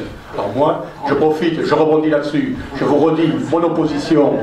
Et s'il y a à ce projet de vente, de notre opposition à ce projet de vente, et d'autant plus que si vous nous confirmez qu'il y a un projet d'agrandissement. Et surtout, où en est ce projet? Là aussi, puisque vous voulez associer l'opposition, que vous voulez qu'elle soit constructive, associez-nous dès le départ. Parce que si l'architecte est passé, c'est un peu dommage. J'espère dès lors que vous allez voter toutes les délibérations sur l'écoquartier, où tu es membre du comité de pilotage depuis le début. Tu ne pourras pas nous dire que tu n'as pas été associé. Sur la Loubert, nous avons attribué un marché de maîtrise d'œuvre à ALAC, de mémoire en 2015, dans lequel la Loubert était intégrée. Nous avons évolué sur la Loubert. À l'origine, c'était la mise en conformité des lieux, accessibilité, normes chauffage actuel, ainsi de suite. Je vous rappelle que cette salle est de 83, qu'en dehors de l'équipement en tribune et en parquet, elle n'a pas fait l'objet d'une réhabilitation d'ensemble, donc c'est un équipement qui mérite une restructuration importante. Je vous rappelle quelques éléments nouveaux que sûrement vous oubliez. Nous avons un club de handball depuis 3 ans. Le handball, ça ne peut se jouer que dans la grande salle, qui de surcroît n'est pas aux normes de compétition parce qu'elle n'est pas suffisamment grande. Deuxièmement, nous avons le Touering-Bâton également en plein développement. Et donc, nous avons des collèges qui ont des besoins très importants, et notamment Sainte-Thérèse qui gagne des élèves. Et donc, nous pensons qu'il convient, dans le cadre de cette restructuration, de rajouter une salle. Et le but de ça, c'est d'affecter une salle principalement à chaque club. Puisqu'aujourd'hui, on a la salle annexe qui sert beaucoup, mais qui n'est pas forcément adaptée à toutes les pratiques qui s'y font déjà. Vous aurez l'occasion d'être associé à cette démarche. Je vous rappelle que nous avions voté dans le débat d'orientation budgétaire et dans le budget une petite somme pour la maîtrise d'œuvre cette année. On en est à l'étude de faisabilité. Et donc une fois que l'étude de faisabilité sera faite, nous pourrons lancer concrètement l'APS, l'APD, ainsi de suite. Bon, enfin, c'est faire mystère à personne que les sinistres que nous subissons, à savoir les intempéries du printemps, plus l'école qui a brûlé, font qu'aujourd'hui, entre vous et moi, je suis un peu dans le brouillard. Tout ça va avoir des conséquences financières importantes, donc on aura l'occasion de travailler ensemble pour essayer de redéfinir des calendriers. Ce n'est pas une polémique, c'est un point d'étape. Nous en sommes au stade de l'étude de faisabilité. Il n'y a pas aujourd'hui un projet de salle ou nouvelle ou agrandissement concret. Je ne sais pas ce que tu veux me faire dire. Non, mais il y a bien une salle. Moi, c'est ce que j'entends. Il y a bien une salle. Je pose la question, c'est tout. C'est la faisabilité. Vous aurez une commission de travaux, on vous présentera tout et vous jugerez si c'est faisable, pas faisable, ainsi de suite. Moi, ce que je vous dis, c'est que la salle, elle passe, et que c'est l'occasion de restructurer tout ça. Qu'aujourd'hui, on a des choses qui ne fonctionnent pas très bien, on a un lieu d'accueil qui est un peu exigu, on a des. Donc, il fallait le faire dans la salle au logement de fonction. Moi, je propose à la commission de travaux d'aller visiter, transformer une maison d'habitation des années 70 en lieu ouvert au public avec les normes d'accessibilité. L'ouverture n'est pas suffisante pour l'ouverture. Pour l'ouverture, il y a des marches. Enfin, vraiment, moi, je veux bien débattre de tout, mais il y a des moments où les arguments ne tiennent plus. Je vous propose que nous passions au vote. Y a-t-il des oppositions? Très bien, vous n'êtes pas contre tout. Y a-t-il des abstentions? Je vous remercie. Nous avons une délibération toujours face à ce chemin de Bernède. Nous avons déjà pris des délibérations comparables il y a quelques années. Nous avons la route qui ne passe pas à l'emplacement du cadastre. Et donc à chaque fois qu'on a un terrain qui est vendu en limite de la voirie, nous avons à régulariser des espaces publics qui sont sur les parcelles privées et des parcelles privées qui sont sur l'espace public de fait. Voilà la raison pour laquelle il vous est proposé l'acquisition pour l'euro symbolique de 3 portions de la parcelle cadastrale section M145 pour essayer, et une cession pour l'euro symbolique de 2 portions du chemin rural de Bernède pour essayer de mettre en concordance la réalité et le cadastre. Je vous propose peut-être qu'on délibère sur l'une et sur l'autre en même temps. Hein? J'imagine qu'il n'y a pas d'opposition sur ce point-là. Bien, je vous remercie. Nous allons, pour finir notre... je voulais que je fasse voter. Alors, point 15, y a-t-il des oppositions, des abstentions? Très bien. Point 16, y a-t-il des oppositions, des abstentions? Donc, ces 2 points sont validés. Vous voyez que je contre tout. Si vous êtes contre la régularisation du domaine public sur une voirie qui a été goudronnée il y a 50 ans, écoutez, vous êtes sur la voie du progrès, j'imagine que vous allez voter les prochaines délibérations. J'ai appris de Jean-Paul Fabros, il nous le rappelait, on changeait là pour voter pour le changement des lampadaires. C'est vrai. Alors, nous avons 4 délibérations. Moi, je vous propose que nous abordions les 4 ensemble, qui sont relatifs au lancement de l'écoquartier. Donc, il vous est proposé, vous avez les plans, la mise en vente de 12 parcelles, qui seront donc la phase 1 de l'écoquartier. Ces 12 parcelles sont celles qui sont déjà raccordées à de la voirie existante, déjà raccordées au réseau. Et donc, nous commençons, et c'est un principe de bon sens, par vendre ce qui génère peu de travaux, tout en laissant bien sûr entre certaines de ces parcelles les emprises pour les lancements des voiries qui sont sur le plan masse. Nous aurons une prochaine délibération dans un prochain conseil sur le lancement de l'aménagement complet, mais ces premières délibérations pouvaient se vendre directement par déclaration préalable, qui est une procédure simple. Nous avons déjà des personnes qui sont intéressées pour acquérir certains de ces lots. 2 points de réponse par rapport à des questionnements qui ont eu lieu à la réunion à la commission finances. Le prix de 67 € est basé sur le coût de revient global d'aménagement de l'écoquartier, tel qu'il vous avait été présenté en comité de pilotage au mois de mai. Donc, je tiens à la disposition le coût global. C'est-à-dire si on intègre toute la voirie, tous les équipements de réseau, tous les aménagements paysagers, la place, nous tombons sur un coût de revient de 67 €. C'est un peu plus cher que le prix de la fontaine, qui date maintenant d'il y a 7 ans en arrière, qui était à 62 €. Mais je vous rappelle qu'on a un niveau de prestation avec des pistes, avec des... J'avais appelé ça piste cyclable, mais c'est des voies douces, vélo piéton, la volonté que tous les trottoirs soient stabilisés, bref, un aménagement réellement de qualité. Dans l'idée de l'écoquartier, il y a aussi des aménagements qui font économiser de l'argent. Le fait que le pluvial soit traité par nous et pas par l'usage, au-delà d'être écologiquement favorable, participe aussi à ce que économiquement ça soit attractif. Je vous rappelle également que l'aménagement a été conçu de telle manière qu'il n'y a quasiment aucun espace perdu. Tout est optimisé. C'est ou de la voirie, ou un espace public valorisé, ou des lots à vendre.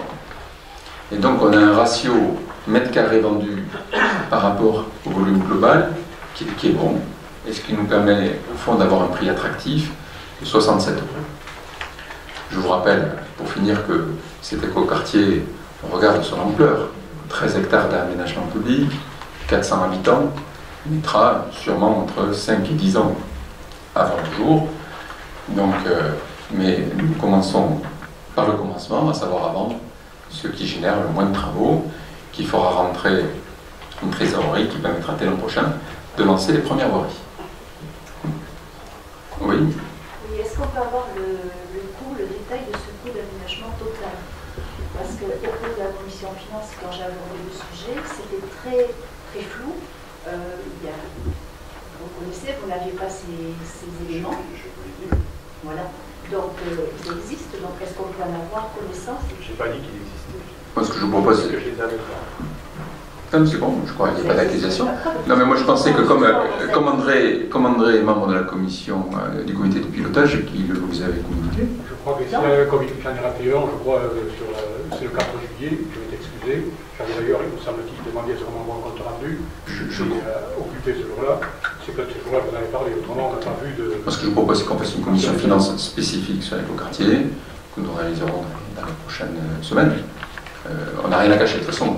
Au prochain conseil, lorsqu'on va lancer l'aménagement plus global, nous vous remettrons le tableau avec le chiffrage global. Y a-t-il, donc c'est 67 €, TTC. C'est important pour les... Ce sera le prix net définitif. Pour les 12 premiers lots, je vous rappelle que là, nous votons que pour ces 12 lots-là. Donc le prix est de 67 € pour ces 12 lots-là, et il est basé sur le coût de revient que nous avons sur l'aménagement global.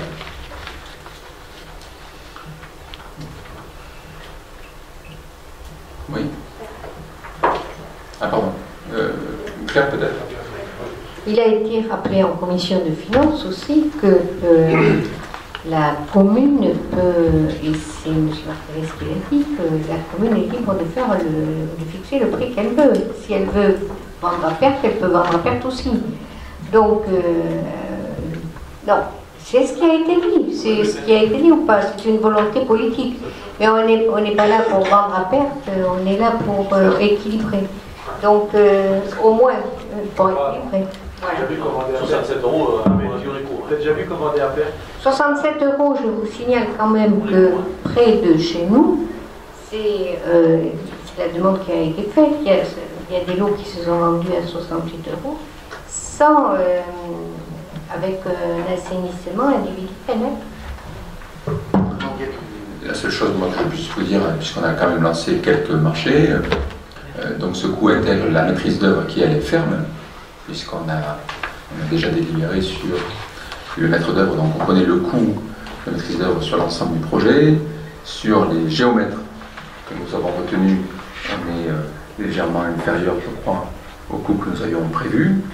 Nous avons prévu dans le chiffrage des 67 euros une part d'AREA. Mais je vous rappelle aussi que l'idée qui est la nôtre, qui a déjà été affirmée en comité de pilotage, est de lancer un marché pour l'ensemble de l'aménagement, pour essayer de profiter, comme c'est un projet d'ampleur qui va rester sur plusieurs années, d'avoir des bons prix, puisque ça peut garantir un niveau de travail important pour l'entreprise travaux publics sur plusieurs années. Et on voit bien par exemple que sur la montée de Morlanes, on a eu des meilleurs prix que la communauté de communes sur la voirie. Parce que c'était un gros projet, et donc je crois qu'il y a là une élasticité par rapport à un dimensionnement du projet. Pour finir, Samasuzu, qui est le prestataire qu'on a retenu, qui est une entreprise solide, dont on connaît les réalisations, et qui a tenu le budget sur les contacts que nous avons eus sur les réalisations qui ont été les siennes. Il a été choisi. Oui, André. Non, je ne vais pas revenir sur les réserves exprimées par Nadine Benchoré et Jean-Luc Cazenave. Effectivement, 67 euros. Si on les tient, effectivement, on sera, comme dit Mme Duprat, pas très éloigné du marché actuel sur certains lots. Enfin, je demande à voir, on s'engage, on va dans la durée, là, donc à voir.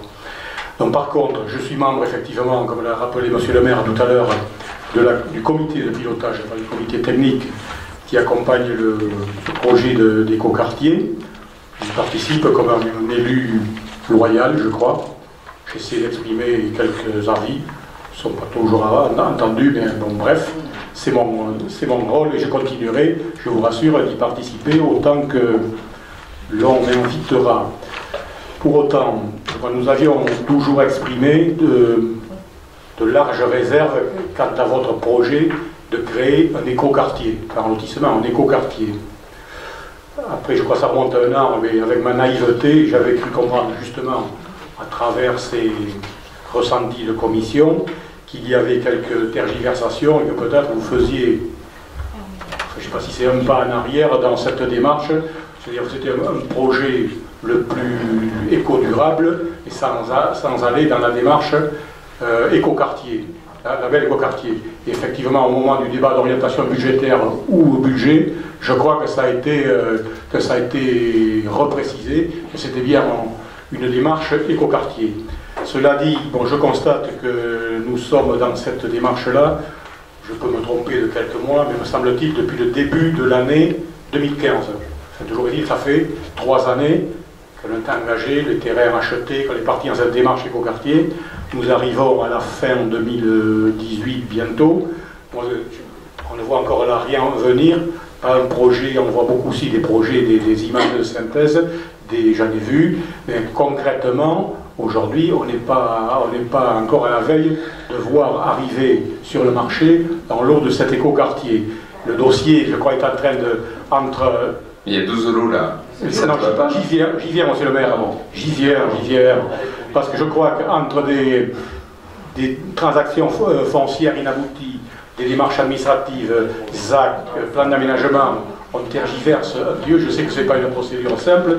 Le constat est là. Aujourd'hui, vous arrivez à fin 2018, vous n'avez toujours rien vendu et rien à vendre. Aujourd'hui, ce que vous nous soumettez ce soir, c'est 12 lots en périphérie, 8 côté Nothomb, 4 derrière le Cap, c'est-à-dire vous allez vous repiquer sur les réseaux existants, et tant mieux, ça va faire la trésorerie à moindre coût, mais par contre, ces lots-là, ils vont vivre, ils ont le dos tourné à l'écoquartier. Ça n'a rien à voir avec l'écoquartier. Ça va juste vous permettre, j'insiste, ne pierrez pas, monsieur Fabre, votre tour viendra, si monsieur le maire veut bien. Donc ces 12 lots, pour moi, vous êtes en train de vouloir sauver la face avec 4 lots, pouvoir dire au public, voyez, écoquartier, on y est. Vous vendez 12 lots, ça va être incontestable. Mais s'il vous plaît, monsieur Fabre, soyez raisonnable. Je vais encore obligé de présider cette séance.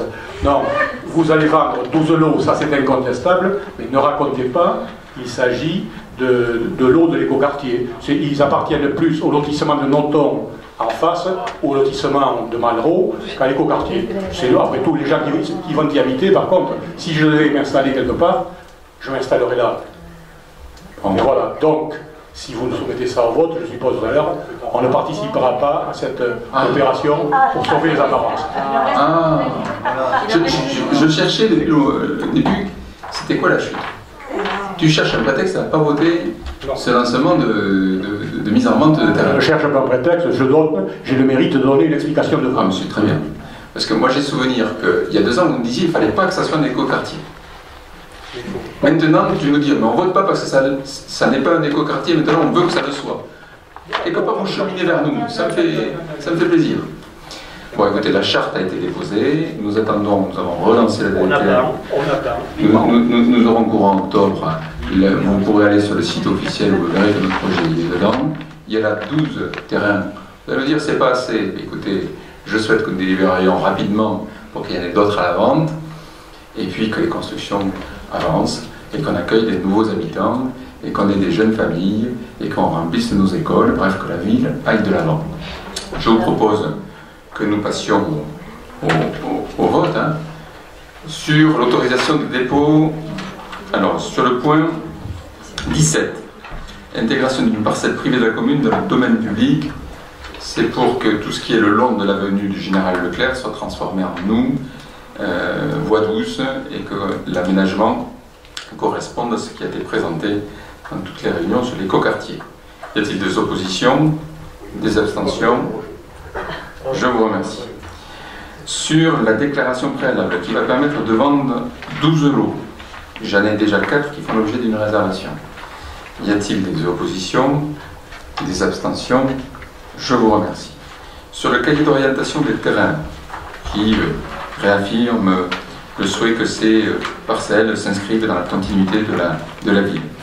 Y a-t-il des oppositions, des abstentions? Je vous remercie. J'ai compris que le prix de 67 € n'était pas assez cher, selon vos dires. Pour autant, je vous redis que c'est le prix qui correspond au coût de revient et qui, je pense, peut permettre à des jeunes couples de pouvoir habiter à Saint-Sevé et que ça soit accessible aussi à tout le monde. Y a-t-il sur le point numéro 20 des oppositions, des abstentions? Nous appelons ça une opposition constructive. Point 21. Il nous reste 2 délibérations. Ils sont des délibérations modificatives du budget.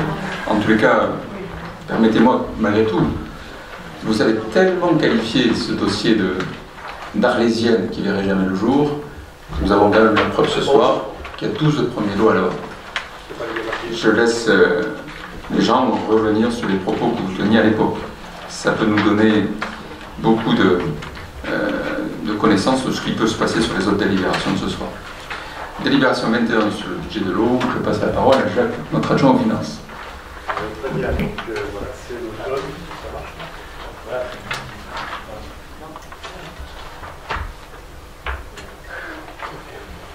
Oui, ça marche.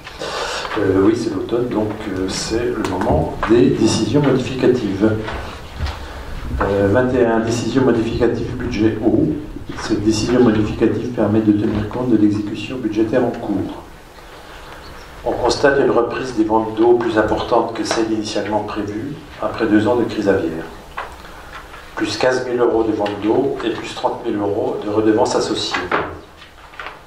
Ces 30 000 € de redevances associées sont à reverser au budget assainissement.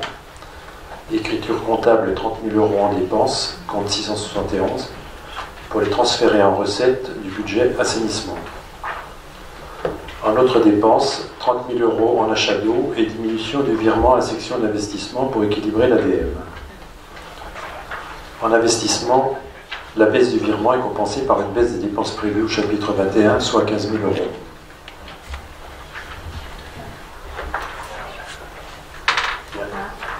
L'organisation de valider, de vérifier auprès de la ville l'arrêté publié à la commission finance. C'est quoi cet achat d'eau? Je ne comprends pas achat d'eau de 30 000 euros. C'est-à-dire qu'on avait un budget prévisionnel dans lequel on avait dit on pense acheter tant d'eau, et en fait on est obligé d'acheter plus d'eau que ce qu'on avait prévu initialement, parce qu'il y a une consommation plus importante d'eau, donc compte tenu qu'il y a une consommation plus importante, on l'achète. Ça s'équilibre avec l'augmentation des ventes aussi. Alors après, pour être tout à fait limpide avec vous, on a traité au printemps tout de fuites importantes. On fait l'objet en amont d'une écoute en nocturne pour une recherche de fuite. Ça nous montre un point qui fera l'objet de l'analyse qui est en cours, puisqu'on vise à mettre en place un schéma directeur de l'eau potable. Nous constatons qu'on a des parties des réseaux qui vont nécessiter des travaux importants.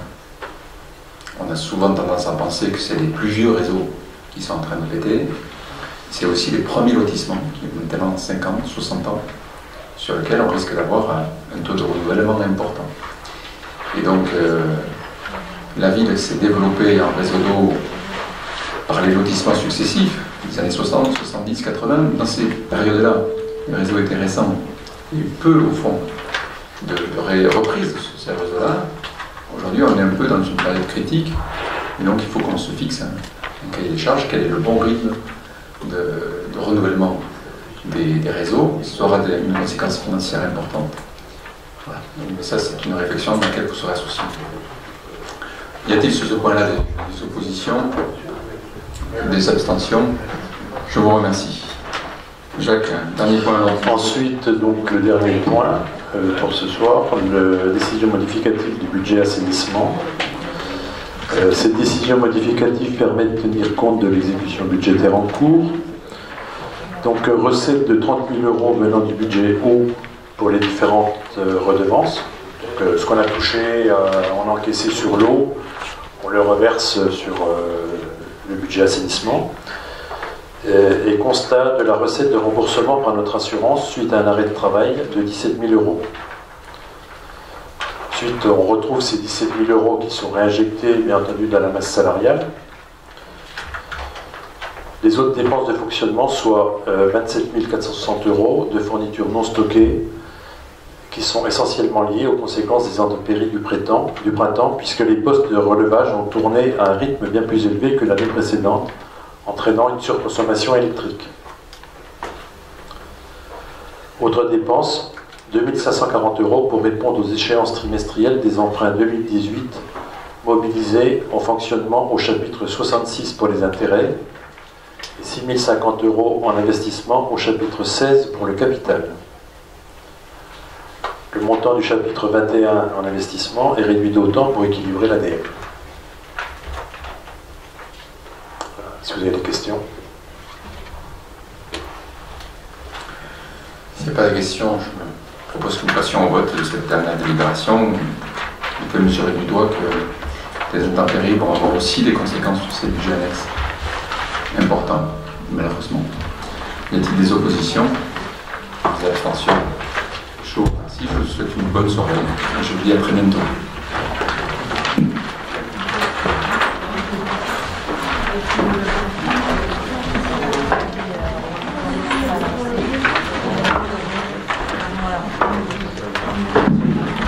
Je vous rappelle qu'il convient de signer les registres comme à chaque fois.